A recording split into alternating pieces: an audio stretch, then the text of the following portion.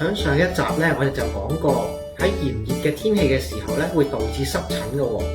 咁好多嘅朋友啦，就會匿埋喺呢個冷氣房裏邊，咁希望就享受住呢個涼浸浸嘅氣温啦。咁但係呢個冷氣咧，原來會抽乾呢個空間裏邊嘅水分，咁令到我哋皮膚裏邊嘅水分咧，亦都會容易蒸發咗。咁我哋嘅皮膚亦都會變得乾燥咗，就會多咗乾紋同埋裂紋嘅。咁呢個時候咧，就會有致敏原咧，就容易啲咁進入我哋嘅皮膚啦，導致濕疹啦。不過呢個時候咧，我哋都唔使擔心嘅，因為我哋有 SDTL 嘅能量方塊，咁佢咧就可以幫我哋皮膚增加翻我哋嘅水潤度嘅，咁就可以減少翻乾紋啦同埋裂紋。咁同時咧，香港醫護學會亦都證實咗能量方塊係可以有效咁樣舒緩濕疹嘅，所以夏天嘅時候，如果有一嚿能量方塊喺手嘅話，